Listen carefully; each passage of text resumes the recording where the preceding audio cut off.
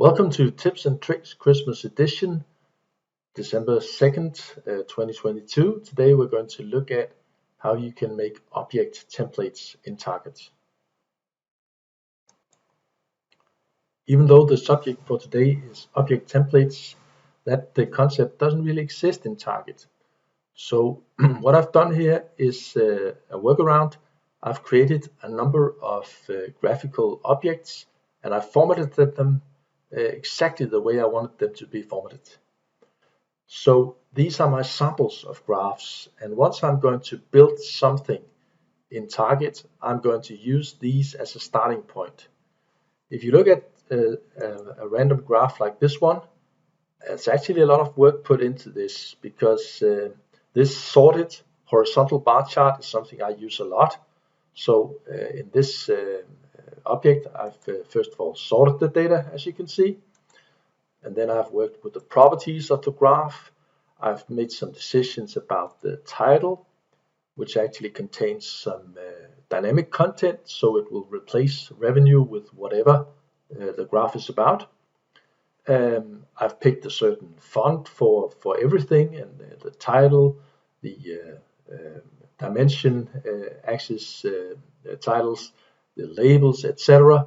So a lot of choices there.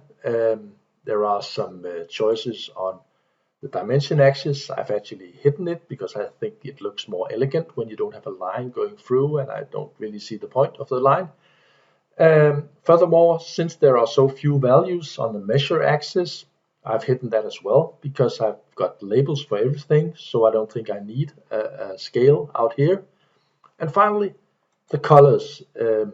Two things: the drill color, which is a purple color whenever someone clicks a certain bar, but also there's a color sequence. I've selected the Ocean 4 colors.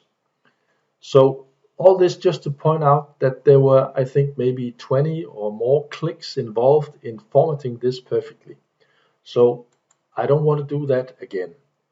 So whenever I start on a new analysis like this, maybe it's based on a template containing a lot of good stuff, but not object templates for the graphs. Then I can actually go back to my graph sample here and say, okay, let's do a copy of this one here. And go here and place it where it belongs. So now we have a starting point, and it's not going to show revenue per continent. It's going to show something else. So I'll just go to define mode,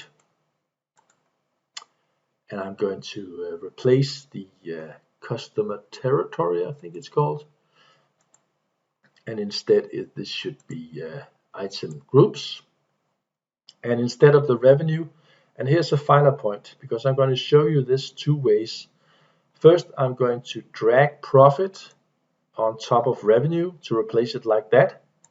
This is actually a good way of replacing a measure because it means that all color agents, calculations and such survive the transition.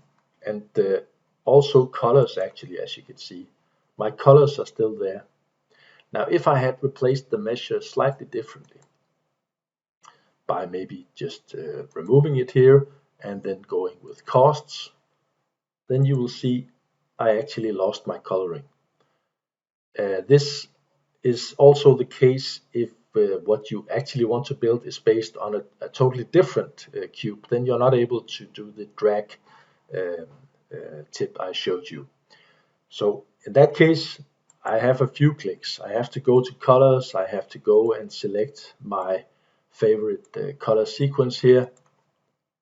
But still, I saved maybe 20 clicks on formatting this exactly the way I wanted it. And notice the cost dynamically replaced in the title.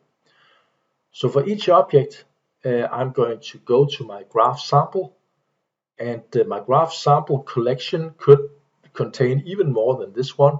I just picked some examples here of a pie and a combination chart and a column chart and a map. The principle will be the same. Whatever I use, I'll copy it over, replace the data, and then maybe I'll have to restore the colors. But all other settings, which is actually a lot, I saved by using these graph samples for my new analysis. So I hope that inspired you to use object templates in Target.